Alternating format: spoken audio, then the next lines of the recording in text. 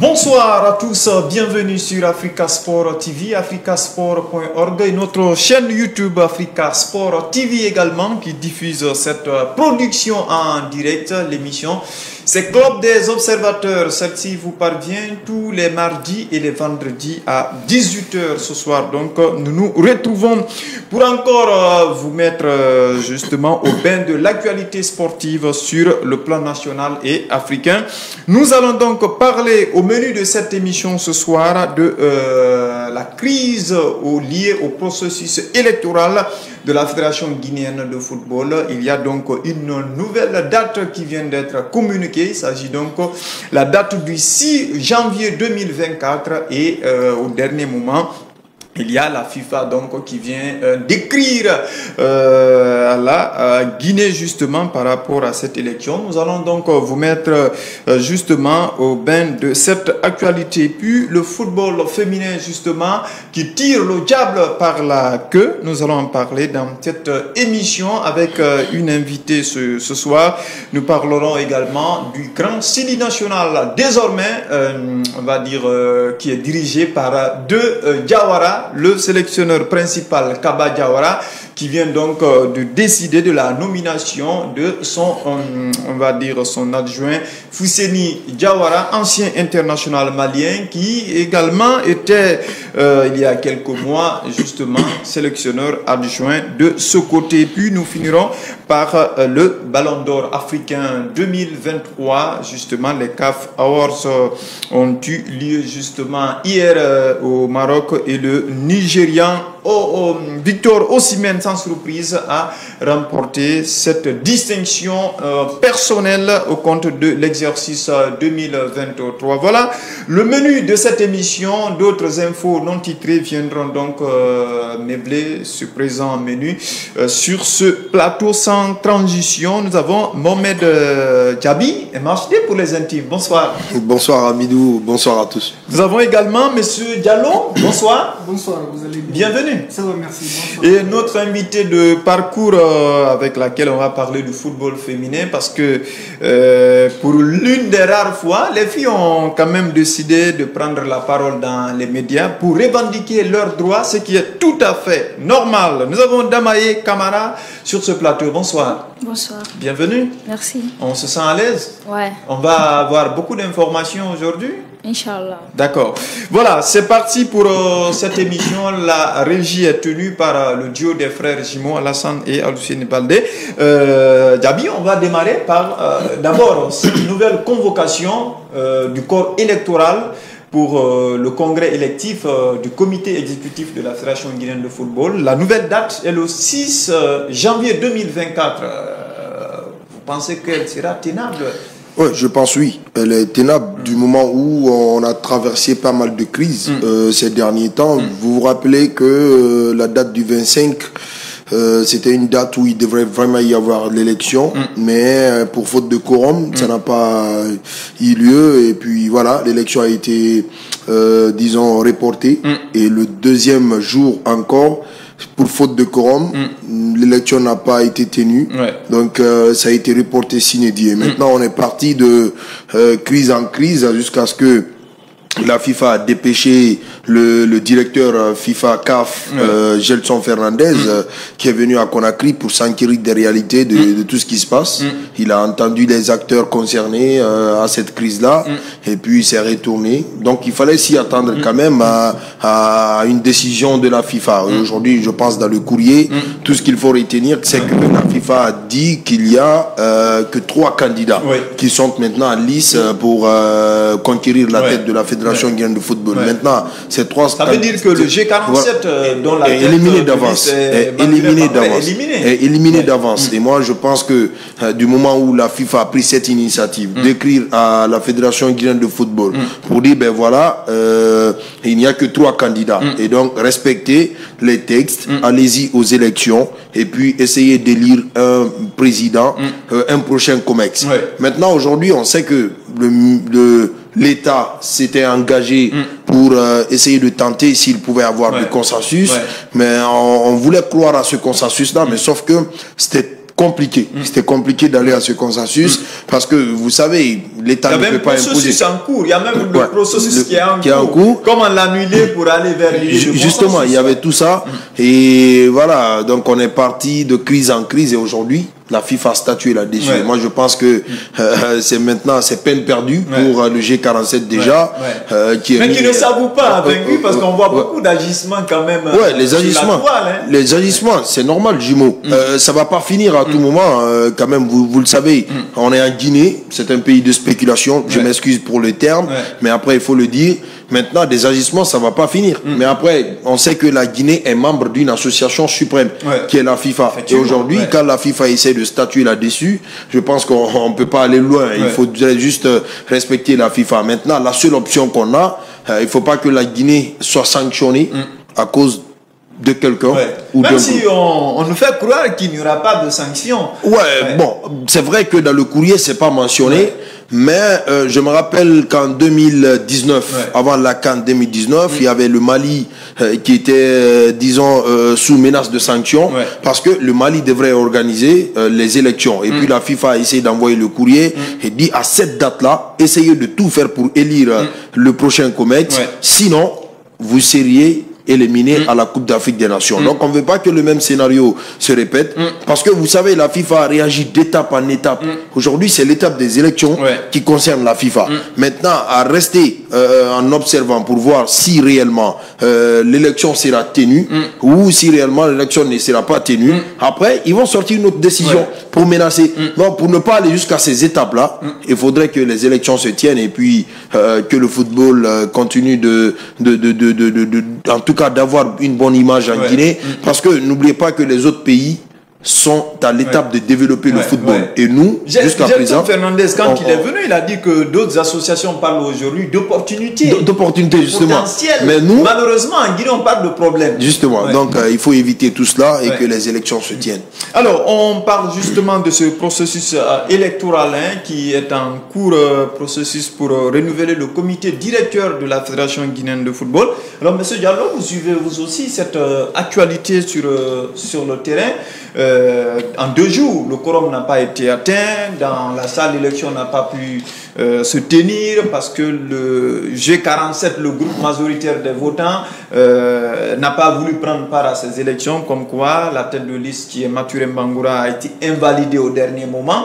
Et le même G47 aujourd'hui ne semble pas lâcher prise, qui continue à donc entretenir cette position-là. Est-ce que vous pensez que la date du 6 janvier qui est validée même par la FIFA, je dirais, est-ce que vous pensez qu'elle est tenable dans ces conditions-là? Merci. Moi, je vois que cette date, elle doit être tenable. D'accord. Au regard de plusieurs reports, et nous sommes presque à la porte de la CAN. Normalement, notre équipe nationale ne doit pas aller sans avoir un COMEX. Une équipe dirigeante. Une équipe dirigeante. Il y a eu beaucoup de problèmes. Le G45 doit accepter. 47, hein, on vous dit. Le G47, je m'excuse, le G47. On va faire moins de. Voilà. C'est ce qu'on nous dit, 47. Le G47 doit accepter et se plier. Ils ont quand même adopté. Ils ont adopté, justement, c'est ça le problème.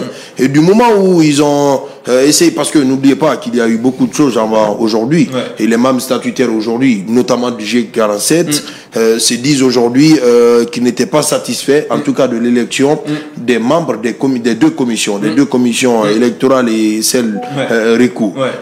Parce que ça a été dit dans les statuts. Ils n'ont pas soulevé. Ça a été dit, voilà. Ils n'ont pas soulevé. Donc c'est trop tard. Et aujourd'hui, je pense qu'il est l'heure de ne pas aller sur une autre crise.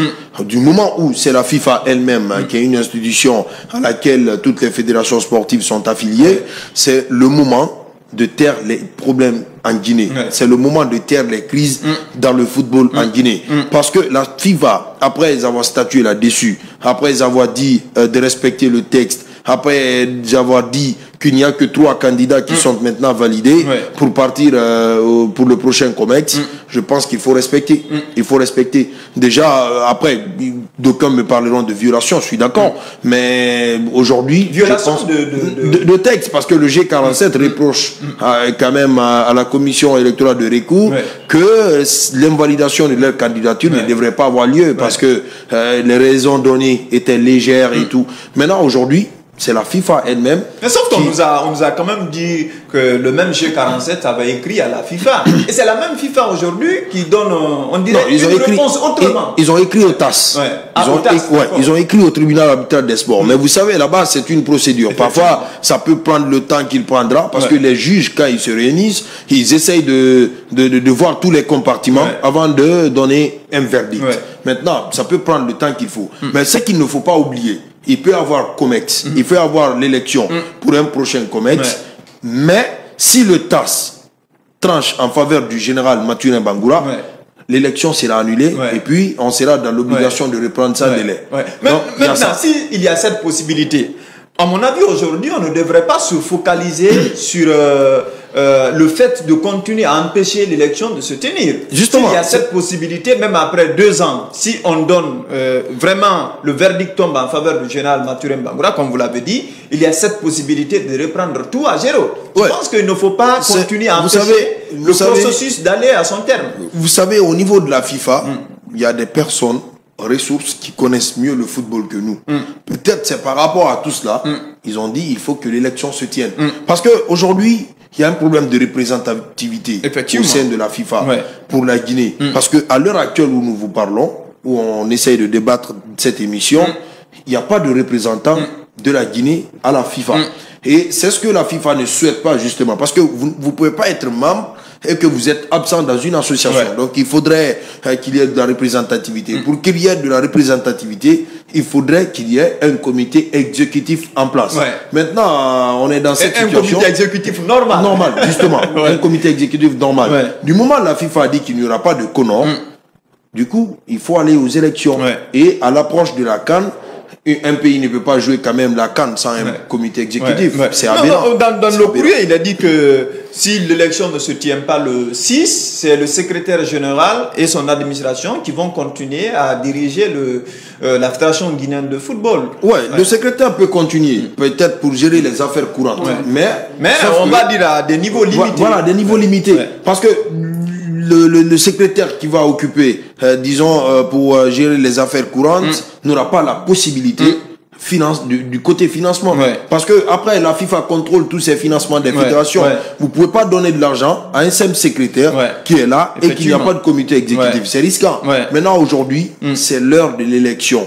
Moi, je ne dis pas que le G47 peut-être a tort ou quoi, mais selon les statuts et que la FIFA a essayé d'envoyer ce courrier à la Guinée, il faut que les élections se tiennent pour ne pas qu'on tombe dans une autre crise. Parce que nous, depuis combien d'années? Depuis 2 ans, depuis l'installation du CONOR, depuis après le CONOR, on ne fait que gérer la crise. On sait déjà ce dans quoi le CONOR nous a mis dans ce pays-là. On a l'impression que le problème n'était pas à 100%. Le comité de normalisation qui est parti, même si on va continuer toujours à parler de lui, parce que c'est on va dire, c'est une partie intégrante quand même de ce processus-là, tant qu'il ne va pas à son terme. C'est justement pourquoi moi je l'ai dit que le CONOR avait échoué. Parce que vous êtes venu, on vous a assigné une mission principale qui était, avant que vous ne quittiez, il faut mettre en place un comité exécutif. Cela n'a pas été mis en place, donc vous avez échoué dans votre boulot. Les affaires courantes, on sait qu'on ne va pas peindre tout en noir, mais il y a eu quand même de quoi dire que le CONOR a échoué. Maintenant, aujourd'hui, je ne voudrais pas... Parce que la principale mission, c'était l'élection. Et ça n'a pas eu lieu. Donc, ils ont échoué. Et aujourd'hui, je pense que les acteurs, c'est le moment qu'ils s'entendent entre eux. Le G47, Almami Silla, AKB et le collectif Bouba Sampil, je crois... Ils doivent tout de suite aller aux élections, peut-être sans le G47, mais avec les membres statutaires. Donc, du coup, je pense qu'il y a de quoi que cette date se tienne. Bien. Alors, aujourd'hui, M. Diallo, si, par exemple, il y a la bonne foi au niveau du G47 de ne pas bloquer le football guinéen, est-ce qu'il ne serait pas mieux de choisir parmi les 3 candidats qui votait Almami Silla ou encore Abdul Karim Bangoura ou encore Bouba Sampil, parce qu'ils sont tous des Guinéens. Oui. Chacun d'eux, de par sa façon de faire, a apporté quelque chose, continue à apporter quelque chose à ce football-là. En tout cas, si le groupe de Maturin est pour le football guinéen, le mieux c'est de s'aligner ou bien d'apporter son soutien à l'un des trois candidats. Ouais. Parce que c'est juste, c'est pour le mandat, c'est pas fini. Ouais. Le combat n'est pas fini. Il peut par après se préparer et revenir avec force. Ouais. Ou au cas échéant, s'ils ont déposé des recours au niveau du TAS, attendre... Surtout qu'on nous dit qu'il y a cette possibilité, même 1 an, 2 ans après, si le verdict est en leur faveur, on peut casser tout et reprendre le 3-0. Ils peuvent revenir. Ouais. On peut annuler l'élection et puis ils reviennent, ils participent aux élections et avec leur peut-être ils peuvent gagner les élections. Mais pour le moment, pour ne pas prendre le football guinéen en otage, je pense que c'est mieux vraiment d'accepter que cette fois-ci, que la date du 6 soit tenable. La date du 6 janvier 2024, c'est la dernière communication en termes de date pour le congrès électif de la Fédération guinéenne de football qui devrait en principe avoir lieu depuis le 25 novembre passé, 25 non, 26 également non, parce qu'il n'y a pas eu de quorum atteint dans la salle où devait se tenir ce congrès électif. Donc ça a été reporté sine die et finalement le Conor est parti, puisque le 30 on l'a dit qu'il est élection ou pas, le Conor devait partir, il est parti, mais le problème continue toujours à persister, à s'enfoncer davantage, et aujourd'hui il y a une nouvelle date qu'on espère qui sera tenable. Alors Mohamed Diaby, avant de clore ce sujet là, est-ce que vous voyez cette possibilité venir aujourd'hui, c'est-à-dire que Maturin, on le connaît, c'est un grand gendarme, de vouloir dire à ces lieutenants-là, à ceux-là qui sont derrière lui, écoutez, choisissez un autre candidat au lieu de moi, parce que faut pas que le football guinéen soit bloqué, parce que je ne fais plus partie de cette élection-là. Est-ce que vous vous attendez à un général Maturin comme ça, capable de tenir un discours de ce genre, pour que la date du 6 soit tenable? Parce que si on reste comme ça et qu'il n'y ait pas de quorum dans la salle le 6 janvier, ça veut dire que le congrès ne pourra pas se tenir. Vous savez, le général Maturin Bangoura, il a fait ses preuves dans le football guinéen. Il a fait ses preuves déjà dans l'administration guinéenne. Effectivement. Et dans le football aussi, c'est le même cas. Et aujourd'hui, moi je vois le général Maturin Bangoura, déjà il avait manifesté quand même de dire, je ne suis pas intéressé par les élections, mais ce sont les membres du G47 qui l'ont choisi. Donc il fallait que je sois là. Maintenant, au-delà de ça, moi je pense qu'aujourd'hui, toute la responsabilité se trouve sur ses épaules. Peut-être après le courrier de la FIFA, peut-être demain, ils vont tenir une réunion. Mais je sais quand même ce Maturin-là qui a la capacité de dire aux autres membres, montrer son côté gendarme, son côté militaire, de dire, acceptez la décision de la FIFA, allons aux élections, il y a 3 candidats qui sont en lice, essayez de voir en tant que membre statutaire, lequel des candidats peut vraiment porter le projet RAW du football guinéen. Moi, je sais quand même que c'est ce Maturin, parce qu'on se rappelle, c'est un homme qui n'est pas affamé du pouvoir. On se rappelle que c'est lui qui a réussi quand même à mettre Antonio Soare KPC derrière une seule candidature afin que le comité exécutif soit élu, mais sauf que la candidature de Antonio Soare a été déboutée. Donc j'espère que ce Maturin aura un discours en tout cas prompt, un discours de fair play, justement pour ses membres et puis pour qu'on aille quand même aux élections. Voilà, général Maturin Bangoura, on l'a dit, qui n'a rien à montrer désormais en tant que président du club industriel de Kamsar. Il a réussi à maintenir la dynamique au sein de cette équipe du club industriel de Kamsar. Plusieurs années, il est là en tant que président. Il a fait ses preuves au niveau de la Ligue guinéenne de football professionnel, parce que quand il prenait la Ligue, après la démission de Kerfala Kamara KPC, la Ligue n'avait véritablement pas de sponsor, il n'y avait pas d'argent. Il s'est battu à ce niveau et voilà, il a réussi à, on va dire, à organiser 2 ou 3 saisons qui font partie des meilleures saisons en termes de championnat depuis que notre ligue est professionnelle. Au niveau de l'administration guinéenne, c'est la même chose. On espère justement qu'il saura tenir un discours de fair play afin justement de permettre au processus électoral en cours d'aller à son terme. Voilà ce que nous on pouvait dire en ramasser sur justement cette actualité par rapport au congrès électif de la Fédération guinéenne de football. Alors, on va toujours continuer à parler football. On va inverser un tout peu. On va revenir avec l'équipe nationale féminine après justement le Sili National A. L'actualité, c'est la nomination de Fousseni Diawara qui est désormais le sélectionneur adjoint de la Guinée. Il remplace à ce poste Charlie Pakil qui a été donc limogé par son patron Kaba Diawara. La régie, si on peut avoir la photo de Fousseni Diawara sur le petit écran, ce serait super intéressant. Messieurs, c'est une surprise pour vous. Je commence par vous. Oui. Fousseni Diawara, c'est une surprise de le voir sur le banc de la Guinée. Oui, pour moi, c'est une surprise. C'est une surprise. Je m'y attendais pas. Vous y attendiez pas. Au regard de tous les grands noms que dispose la Guinée, je ne m'y attendais pas. Et puis, il y a quelques semaines de la CAN, faire un changement, est-ce que ça va pas impacter sur l'équipe?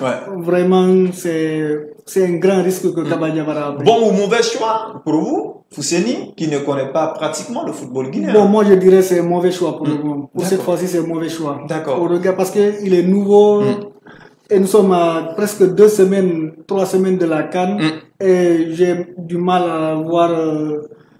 J'ai du mal à penser qu'il pourra faire quelque chose avant le jour J. Bien, M. Gabi, surprise pour vous, hein? Il y avait beaucoup de rumeurs par rapport à ça. Finalement, les rumeurs se confirment. C'est Fousseni Diawara, effectivement, parce qu'il y a d'autres sources même qui avaient contacté Africa Sport qui nous ont laissé entendre qu'au lieu de Fousseni Diawara, c'était son jeune frère plutôt, Samba Diawara, qui devrait plutôt être adjoint de Kaba Diawara.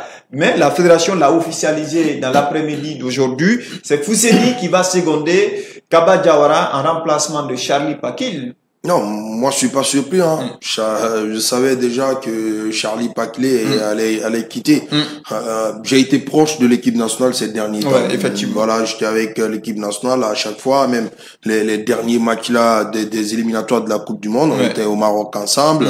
Je suis pas allé au Botswana vu le trajet qu'il faisait. Maintenant aujourd'hui, je pense que j'étais pas surpris à voir le climat qui était au sein du staff technique du Sili National. On sentait qu'il n'y avait pas de bon climat. Il n'y avait pas de bon climat parce que d'autres laissaient leur boulot pour se mêler en fait dans le boulot des autres. Parce que un travail technique, n'oubliez pas que dans un staff, il y a un staff technique. Il y avait un manque d'organisation. Parce que si on se marche dessus, justement, personne ne sait ce qu'il doit faire. Il y avait un manque d'organisation parce que nous on a fait pas mal de révélations dernièrement. Peut-être on va pas revenir sur tout ça ici, mais il y avait un manque d'organisation. Dans un staff, il y a un staff technique, il y a un staff d'appui. Effectivement. Et les membres du staff d'appui ne sont nullement concernés sur les travaux des membres du staff technique. Parce que quand on parle technique, on parle de l'entraîneur, on parle de l'entraîneur adjoint, on parle du kiné, on parle du préparateur physique, on parle de l'analyse vidéo, parce que c'est eux qui sont concernés directement avec les joueurs. Peut-être les autres, l'officier média, le chargé des logistiques, l'intendant, ça c'est autre chose qui n'est pas lié à la technique. Maintenant, aujourd'hui, je me dis tout simplement qu'on se prépare pour aller faire une mauvaise CAN en Côte d'Ivoire. Disons, vous limogez un entraîneur adjoint qui a travaillé sur le projet depuis les éliminatoires contre l'Égypte, depuis les éliminatoires contre le Malawi, la double confrontation contre l'Éthiopie, parce que moi j'étais présent.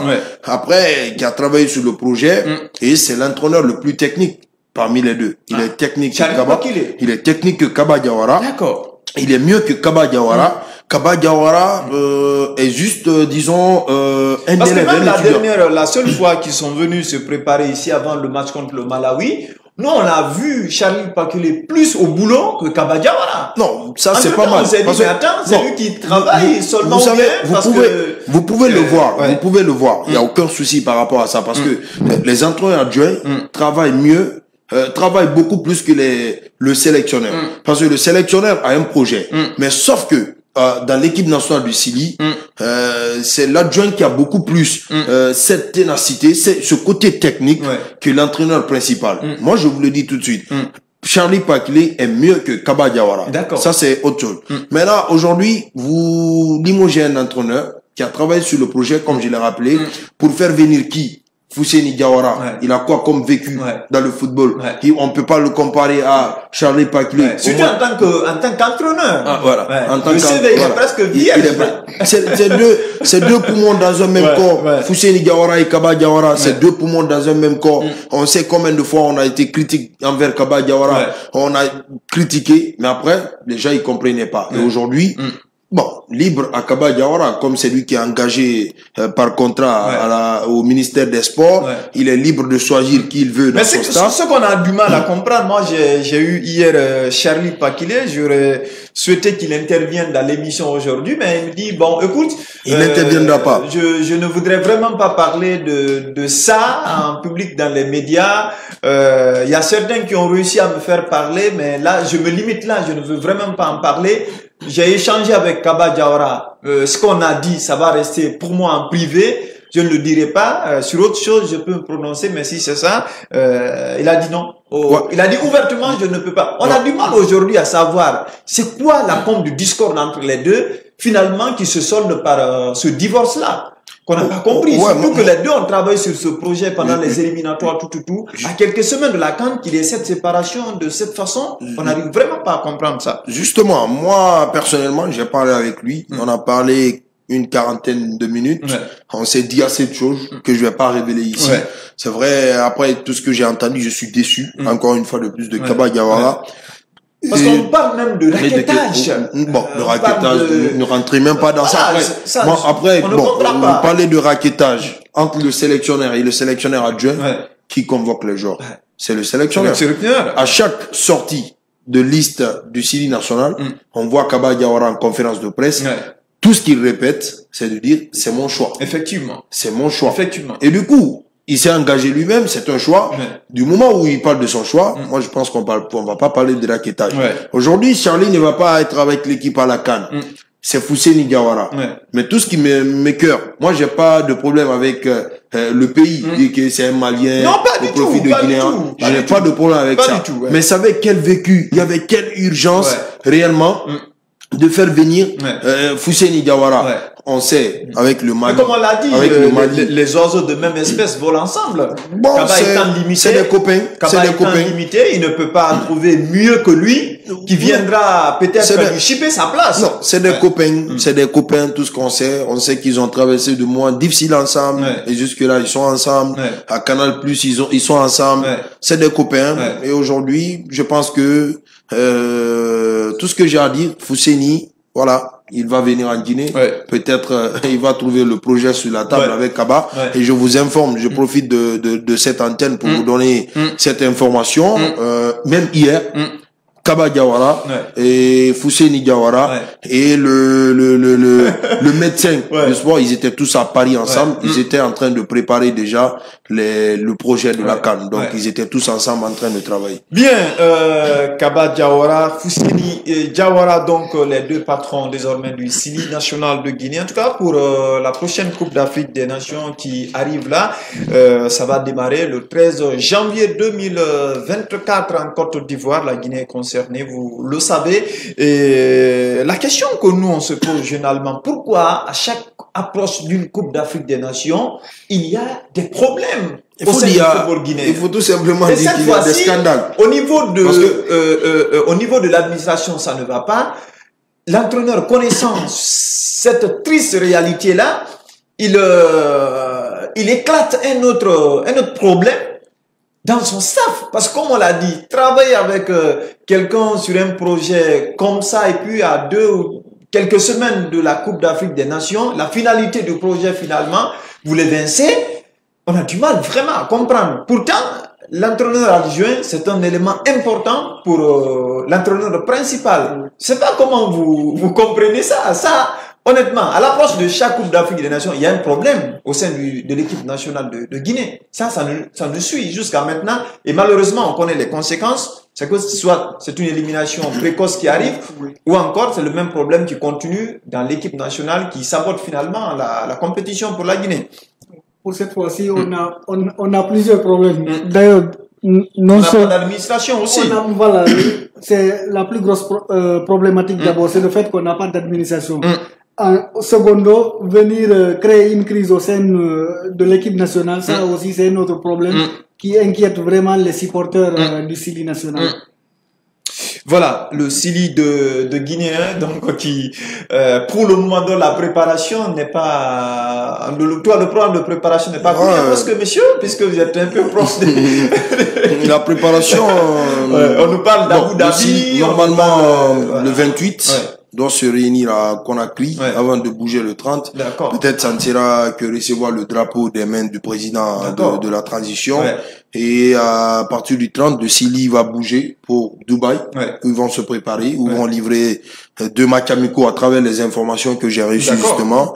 2 matchs amicaux, les noms des pays qui reviennent souvent, c'est le Nigeria, le Burkina. Quelqu'un m'a parlé du Nigeria aussi. Et du Burkina. Donc, chose que je trouve pas mal quand même, parce que jouer face au Nigeria, on peut quand même tester nos talents, parce qu'ils ont le même football que le Cameroun. Et le Burkina aussi, c'est comme le Sénégal. Donc, il y aura pas mal de trucs là-bas. Donc, c'est juste ça comme préparation. Parce qu'on ne peut pas se préparer ici, il n'y a pas de stade. Non, il y a pas de stade, ça on est d'accord. Pour une des rares fois, on peut être d'accord là-dessus. Ce qu'il faut retenir, Fousseni Diawara, est à partir de ce 12 décembre 2023, il est le sélectionneur adjoint de l'équipe nationale de Guinée. Il remplace Charlie Pakile, qui a été évincé par le sélectionneur Kaba Diawara, qui ne souhaiterait plus continuer à travailler avec ce dernier. Le Sili, si tout va bien, comme on l'a dit, va commencer son regroupement en fin de mois de décembre en cours, justement. Nous apprenons que la préparation pour la CAN va se faire à Abu Dhabi. Il y aura certainement 2 matchs amicaux que le Sili va livrer avant donc de rallier Yamoussoukro, sa base arrière pour cette Coupe d'Afrique des Nations. On va marquer cette petite courte pause et puis derrière on reviendra pour parler du football féminin avec notre invité qui a longtemps attendu, mais au retour on va l'interroger aussi sur ce qui se passe au sein du Sili national, si il peut donner son avis. La courte pause avec la régie, derrière on revient.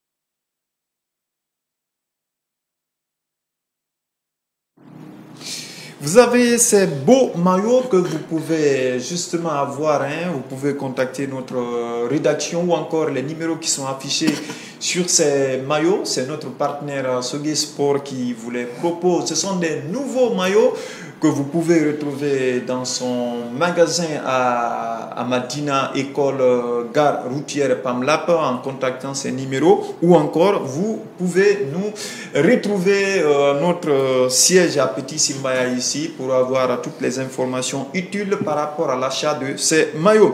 Alors on va continuer le cours normal de cette émission justement avec le football féminin, messieurs. C'est un parent pauvre de notre football.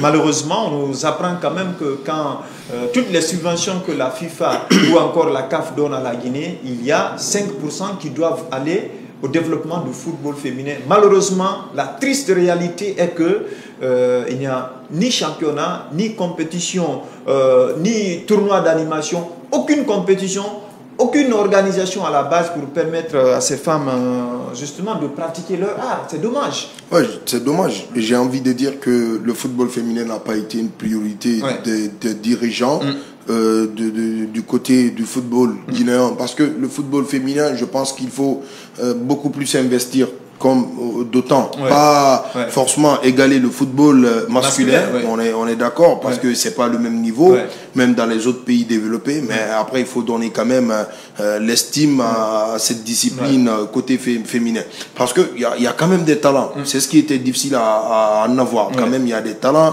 et puis je me rappelle qu'on a fait des tournées ici avec la fédération guinéenne de football. Je me rappelle justement, tu avais fait l'étape de la région forestière. Effectivement, il y avait des filles, on a fait les 8 préfectures. Il y avait des filles qui étaient justement prêtes à être à jouer au football parce que elles ont quand même le talent. Donc c'est ce qui était difficile à en avoir. Du moment où vous avez le talent, il faut les encadrer et puis les pousser quand même à de bonnes choses. Mais moi, ce qui m'a fait mal le plus, c'est vrai, moi personnellement, je m'intéresse rarement au football féminin.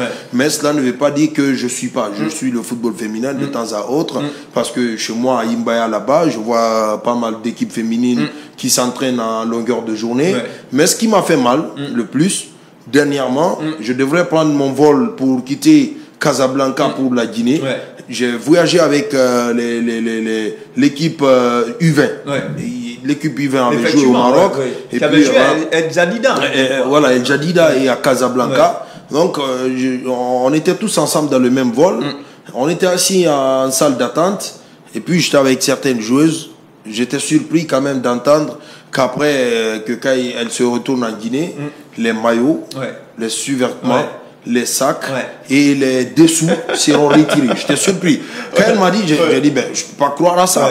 Mais après, j'ai vérifié et justement, ce sont des mêmes maillots que les autres équipes nationales féminines ou masculines. On n'est pas pauvre quand même la Guinée jusqu'à ce point. Jusqu'à ce point. J'ai envie de dire peut-être que ça n'a pas été une priorité.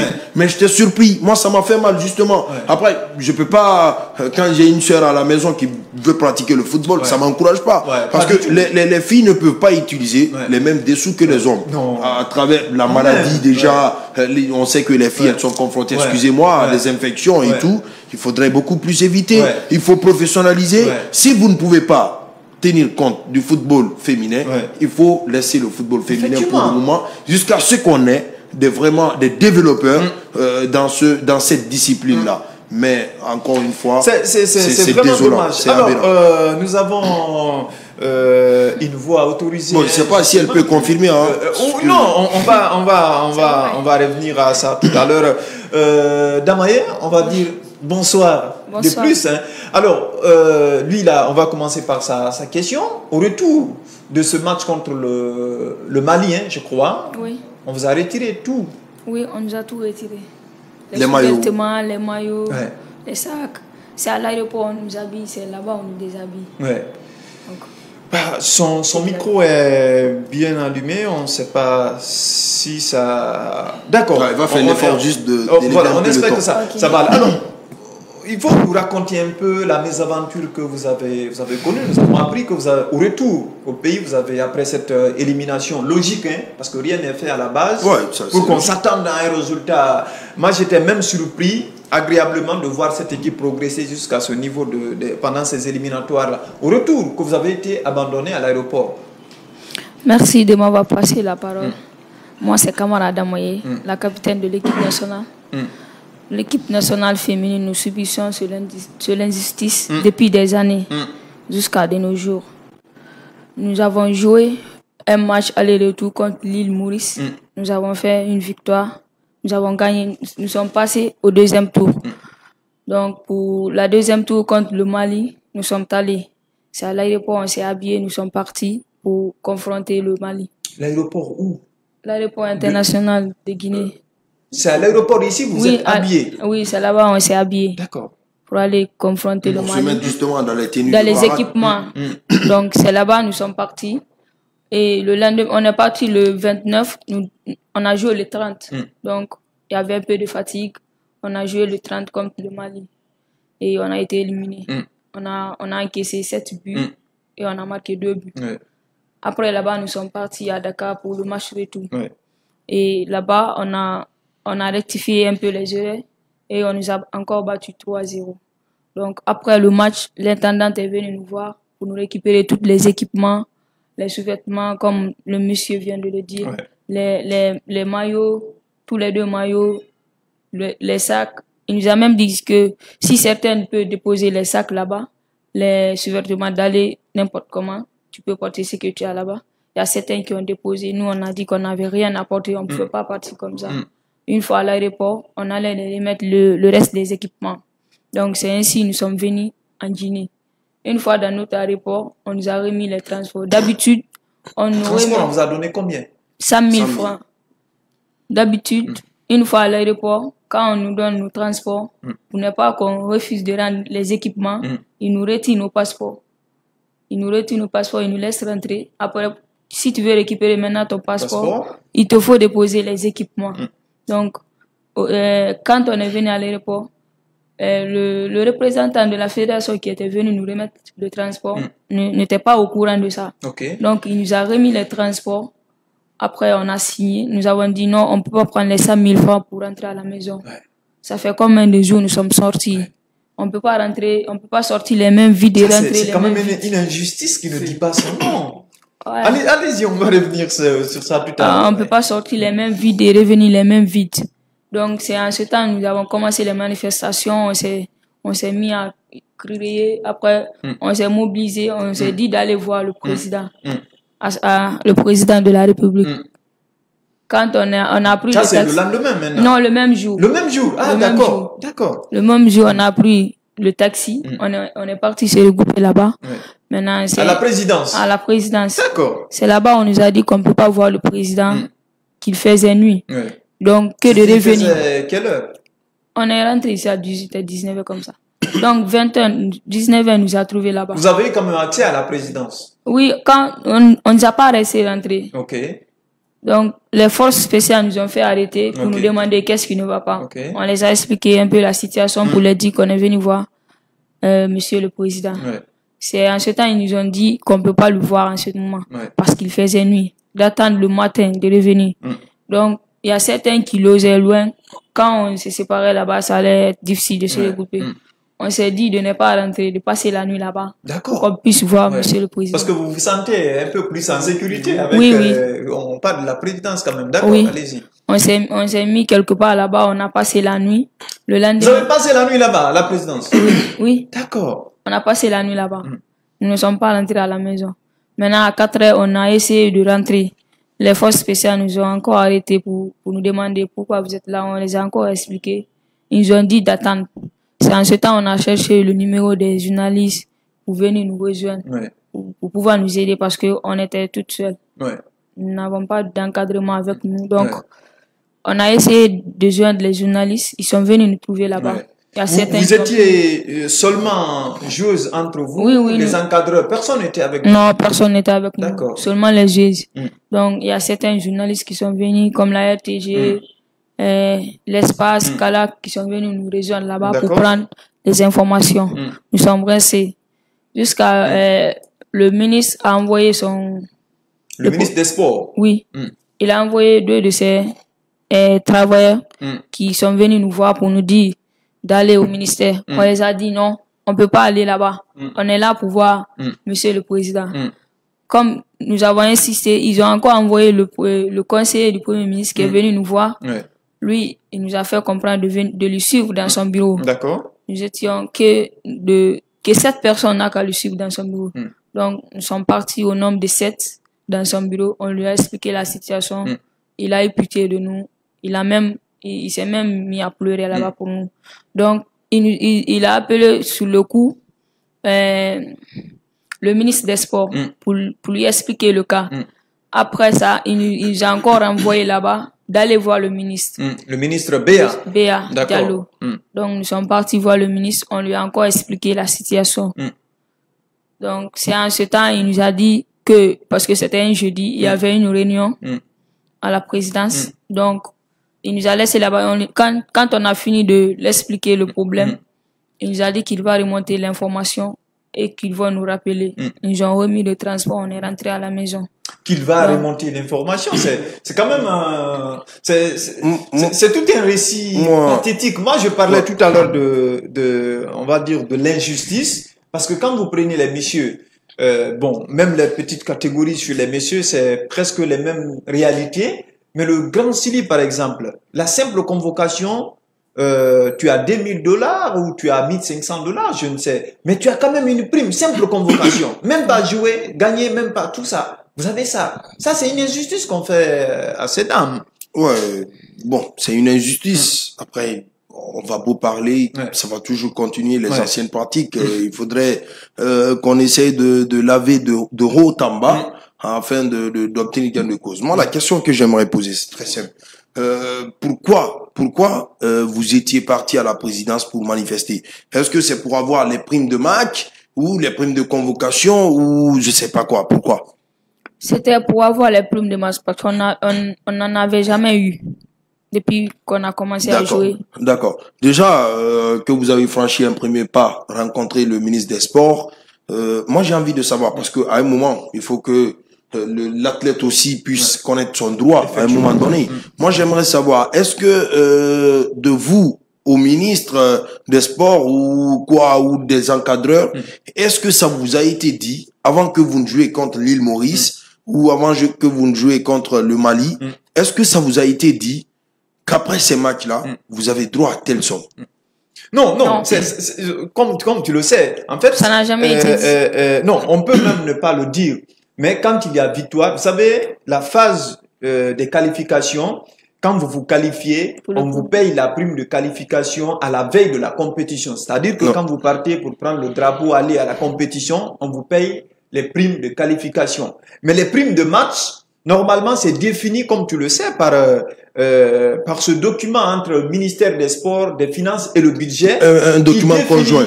Document conjoint qui définit quand vous gagnez, voilà ce qui est. Mais c'est justement ce que je veux savoir.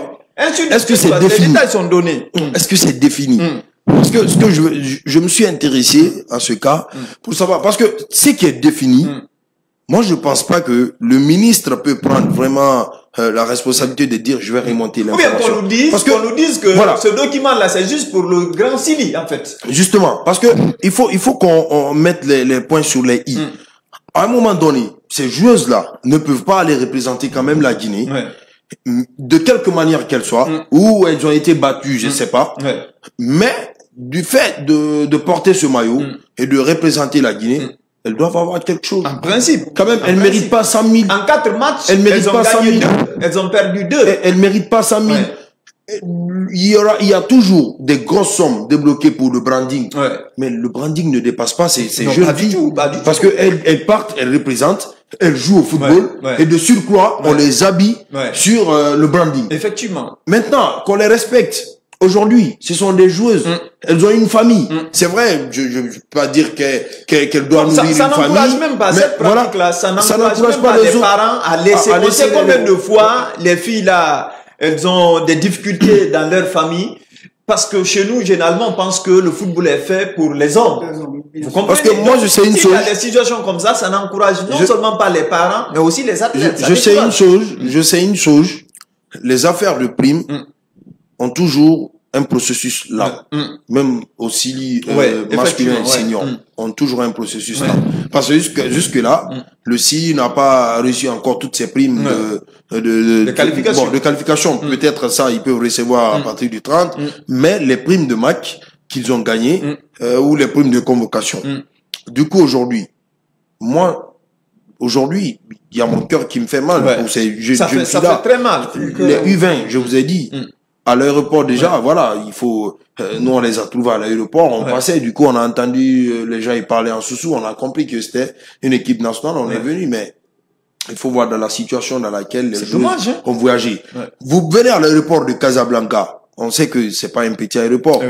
Elles étaient à l'aéroport de Casablanca, de quelle heure, disons de 14 heures, pour prendre le vol à 22 heures, les joueuses n'ont rien mangé. Moi, il y a 2 à 3 joueuses, je suis très d'accord avec ces joueuses-là, je vais pas dire leur nom ici. Ils m'ont dit, depuis quelle heure on n'a pas mangé. Avec quelques dirhams, on est allé manger ensemble. Mais je pense que c'est aberrant. C'est dommage. Alors, après tout ça, toutes ces démarches-là, parce que ce qui étonne, c'est quand l'autorité au niveau du sport, c'est quand même le ministre des Sports. Si lui-même dit, je vais remonter l'information à qui de droit, peut-être qu'il va s'adresser au président. C'est qu'il n'y a pas d'espoir. C'est qu'il n'y a pas d'espoir. Depuis ce jour, Personne ne vous a rappelé après pour la suite. Non, personne ne nous a rappelé. Et vous aussi, vous avez décidé, malheureusement, malgré vous, d'abandonner. Non, on n'a pas abandonné. On est sous là-dessus. Et qu'est-ce qui est prévu finalement pour réclamer vos droits? Vous refuserez de jouer les prochains matchs? Voilà, on ne sait pas. Qu'est-ce que vous prévoyez? On va encore aller à la présidence. Vous allez partir à la présidence? Oui. Comme ils ont dit qu'ils vont nous rappeler, donc on les donne un peu de temps. Est-ce que depuis que vous êtes revenu... Le rappel là, ça va être difficile. Est-ce que depuis que vous êtes... Est-ce que depuis que vous êtes revenu, un de vos encadreurs peut-être a pris le temps de vous appeler pour vous expliquer un peu? Est-ce que peut-être ils sont pas contre vous? Contre la démarche. Contre la démarche, justement. Ah, il se peut, hein, parce que nos encadreurs, ils nous ont pas appelés. Depuis ça. De vous-même. Nous sommes... Du fait que c'est eux qui devaient prendre le devant pour réclamer. Ça, c'est le faisons nous-mêmes. Ça pince le cœur. Moi, j'ai même pas envie d'en parler maintenant parce que c'est chaud. C'est chaud. C'est vraiment dommage. C'est vraiment dommage. Mais c'est un peu ça. Le football, malheureusement, féminin a toujours fonctionné de cette façon. Comme vous l'avez dit, on n'a eu aucun dirigeant ici qui s'est véritablement intéressé de la chose. C'est resté comme ça. Parfois même, j'en veux. Je l'ai toujours lu dans les émissions. J'en veux à l'association des clubs féminins de Guinée. J'en veux aux encadreurs de ces équipes féminines-là. Il n'y a aucune compétition à la base ici sur le plan local pour ces dames. Pourquoi les engager dans les compétitions internationales? Pourquoi? Et ce qui fait mal, je préfère, dans ces conditions comme ça, je préfère qu'il y ait des sanctions sur la Guinée, qu'on accepte cela, que d'aller engager ces filles-là. Non seulement il n'y a pas de préparation, il n'y a aucune, on va dire, condition qui est vraiment établie pour leur permettre d'aller. Il n'y en a pas. Et ce qui fait mal, vous faites voyager les filles, il n'y a même pas là où loger. Peut-être, elle peut le confirmer. Elles étaient logées quand même à la fédération. C'est pas si c'est à la fédération ou quelque chose comme ça, mais c'était pas confortable. Après, vous n'êtes pas prête à représenter le pays avec ce mental. Et ce qui fait mal aujourd'hui, encore une fois de plus, c'est que ces joueuses-là, moi je n'ai qu'un seul conseil, peut-être à les dire. Peut-être il faut se battre jusqu'à la fin de sa vie pour ce qu'on veut. Ça c'est clair. Mais si, ça c'est la règle de la vie. Mais je pense que aujourd'hui, avec toutes ces pratiques-là, ça ne peut pas encourager. Pas du tout. Ça ne peut pas encourager. Il y a une ligue qui existe. Une ligue moribonde qui existe pas, ici, mais par local.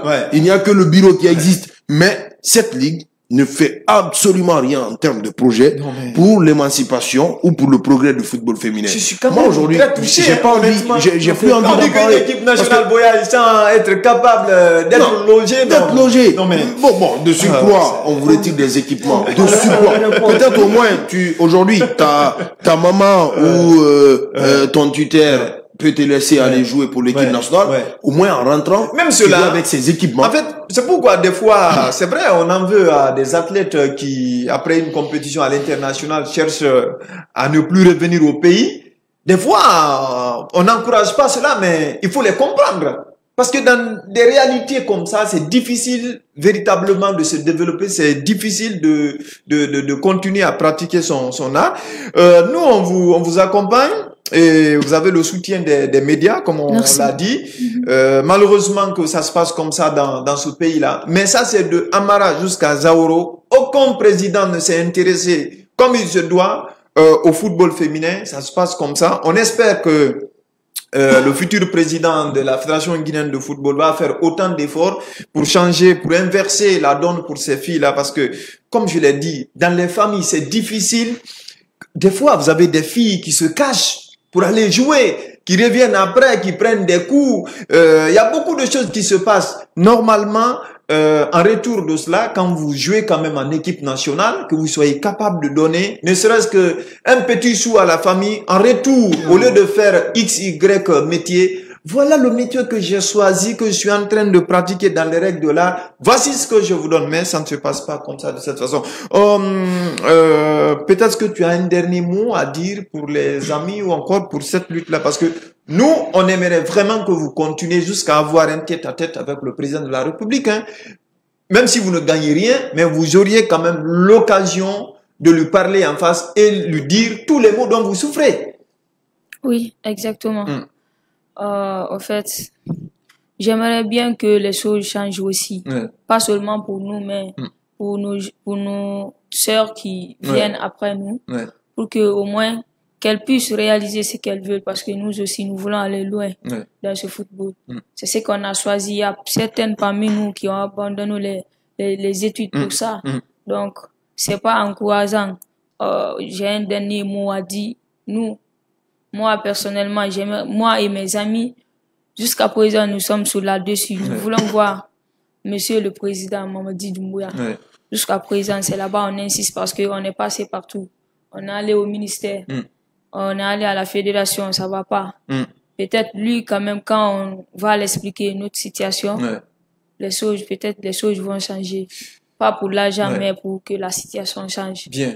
Donc, pas pour ça, surtout c'est important, pas pour l'argent, parce que d'autres comprendront la démarche dans ce sens-là, mais pour que la situation change. On va terminer cette émission par le trophée de Victor Osimhen. J'ai envie de dire un trophée amplement mérité pour le joueur de Naples. Ouais, pas grand-chose à dire par rapport au trophée. Le joueur de Naples, il a fait une saison exceptionnelle avec le Naples en terminant meilleur buteur de la Serie A, en terminant champion de la Serie A avec 26 buts. C'est énorme pour un gamin. Aujourd'hui, je pense qu'il a amplement mérité ce titre. Moi, quand je vois Victor Osimhen avec ce titre, ça me rappelle quand même, parce que il est de la même génération que les Mor Laï Sinda, les Jules Keita. En fait, ça me fait mal de parler du jeune aujourd'hui, pas en tant que tel, mais peut-être que nos joueurs aussi pouvaient en se sont égarés. Justement, et aujourd'hui, c'est lui qui remporte le trophée du meilleur joueur de l'année. Moi, je pense que c'est amplement mérité parce que pour un gamin qui me plante 26 buts en série A, avec 30 et quelques matchs, tu as 26 buts, avec 93 matchs en série A, vous avez 53 buts. Moi, je pense que c'est énorme pour un gamin de sa trempe. Il succède donc à Sadio Mané, le Sénégalais, qui est parti, on va dire, du côté asiatique. Dans le championnat du confort. Dans le championnat du confort. Du confort. La régie a l'autre photo également où on voit la joueuse de l'année, Assissat Oshoala, qui est aussi du Nigeria. Elle joue pour le FC Barcelone. Vous savez, quand même le trophée. Le Nigeria est très productif, des potentiels en matière de football féminin, parce que ça a toujours été comme ça. Le Nigeria, le Cameroun, je me rappelle, ces équipes féminines ont toujours battu la Guinée ici. Donc, je me dis que c'est pas mal. C'est l'année du Nigeria, c'est l'année du sacre du Nigeria. Parce que voir quand même Victor Osimhen à l'attaque du Nigeria, ça va être prolifique à la CAN. Moi, j'ai tout de suite envie On est en train même de faire une comparaison. Victor Osimhen, Serhou Guirassy. Voilà. Même si c'est pas pareil cette saison pour le moment, Serhou Guirassy se démarque mieux. Mais après Victor Osimhen, il reste quand même cet attaquant qui est très puissant. Ouais, très puissant. Il y a eu beaucoup de trophées, justement, qui ont été donnés. On va s'accentuer sur le Maroc. Je pense que entraîneur de l'année, Walid Regragui, il n'y a rien à dire. Maroc, la sélection nationale de l'année. C'est la première équipe africaine à atteindre quand même les demi-finales. Messieurs, c'est tout à fait mérité. Non, ça, ce n'est pas rien. Au regard du parcours historique et héroïque des Lions de l'Atlas, vraiment, c'est un trophée très mérité. Malheureusement, il y avait notre compatriote qui était en course, mais Serhou Guirassy, c'était le seul Guinéen cette année à figurer cette course-là. Le seul. Et c'était compliqué qu'il se retrouve au podium parce que Serhou Guirassy, son explosivité a débuté cette année. Donc, le trophée se donne de l'année civile et à l'autre année. Donc, c'était compliqué, mais c'était pas mal qu'il se démarque déjà, qu'il soit parmi les 30. Et avec cette performance-là, s'il maintient cette forme-là et que la constante s'y tienne, je pense qu'il peut aller au-delà. Voilà, comment on va se quitter, messieurs, au compte de ce numéro de ce soir-là. Ça a été tout un réel plaisir pour mon équipe et moi de vous recevoir. Merci, monsieur Diaby, d'être venu. C'est un plaisir. Après deux échecs, on se retrouve pour la troisième fois pour, je rappelle que il fut directeur de publication de africasport.org. Il a passé un temps avec nous. Merci, monsieur Diallo, d'être venu. C'est un réel plaisir. Voilà. Merci également à Damaye qui Merci. porte la voix des choses. Merci d'être passé. Merci à vous. Voilà, surtout n'hésitez pas quand vous avez des activités de ce genre-là. D'accord. Informez-nous, on trouvera comment vous faire accompagner par un journaliste. D'accord. Merci à tous. La régie a été donc tenue par le duo des frères Jimo, Alassane et Aloussène Baldé. Moi, c'est Amilou Kibola. Si Dieu le voudra bien, on se retrouvera vendredi prochain dans un autre numéro du Club des Observateurs. Mais d'ici là, continuez à vous informer sur le www.africasport.org. Les infos de l'Afrique et celles en provenance de l'international. Portez-vous bien.